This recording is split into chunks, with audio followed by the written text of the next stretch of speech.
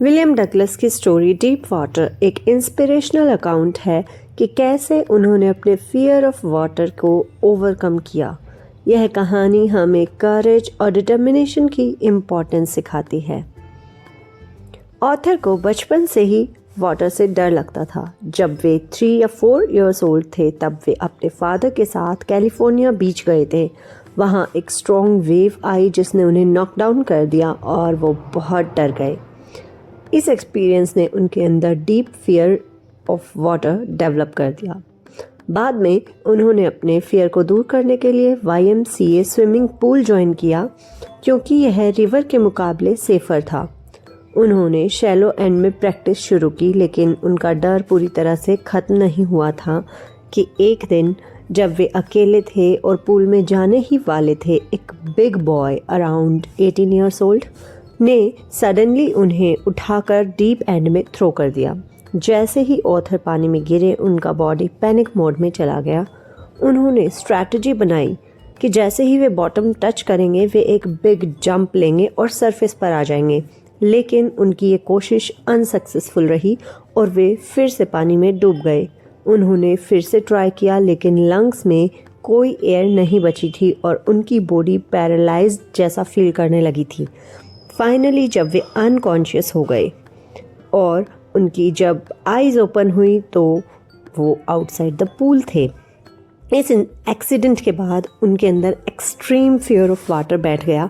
वे किसी भी water related activity को अवॉइड करने लगे, चाहे वो फिशिंग हो, बोटिंग हो या स्विमिंग। वाटर उनका एनिमी बन चुका था। कई ईयर्स बाद यानी कई साल बाद उन्होंने डिसाइड किया कि अब इस फियर को डिफीट करना होगा यानी हराना होगा। उन्होंने एक प्रोफेशनल स्विमिंग इंस्ट्रक्टर को हायर किया जो सिस्टमेटिक तरीके से उन्हें स्विमिंग सिखाने लगा। पहले इंस्ट्रक्टर ने बेल्ट और पुली सिस्टम से उन्हें शैलो वाटर में कंट्रोल किया। फिर उन्होंने ब्रीदिंग टेक्निक्स सीखी और धीरे धीरे डीप वाटर में कंफर्ट फील करने लगे। स्टेप बाय स्टेप उन्होंने क्रॉलिंग स्ट्रोक्स, फ्रंट स्ट्रोक्स और बैक स्ट्रोक्स की प्रैक्टिस की। ये प्रोसेस 7 मंथ्स तक चला और फाइनली वे कॉन्फिडेंट फील करने लगे। जब ट्रेनिंग कंप्लीट हुई तो ऑथर को सेल्फ डाउट हुआ कि कहीं उनका फियर वापस तो नहीं आ जाएगा, इसलिए उन्होंने ट्रेनिंग के बाद ख़त्म होने के बाद लेक वेंटवर्थ में स्विमिंग करने की कोशिश की। अब वे मिडिल ऑफ द लेक पहुंचे तो अचानक उनके अंदर फिर से डर आने लगा, लेकिन उन्होंने खुद को कहा यू हैव कनकर्ड इट, यानी तुम इसे जीत चुके हो, तुम इस डर को हरा चुके हो और फियर को डिफीट कर दिया।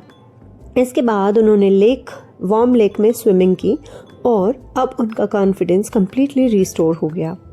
Moral of the story, Douglas की स्टोरी हमें ये सिखाती है कि फियर सिर्फ एक मेंटल बैरियर है जिसे करेज और डिटर्मिनेशन से ओवरकम किया जा सकता है। उन्होंने रूजवेल्ट का कोट मेंशन किया, all we have to fear is fear itself, यानी कि अगर हमें किसी चीज़ से डरना चाहिए तो वो सिर्फ डर है। डीप वाटर हमें मोटिवेट करता है कि अगर हम किसी भी डर का सामना करें और उसे सिस्टमेटिकली ओवरकम करें तो हम लाइफ में कुछ भी अचीव कर सकते हैं।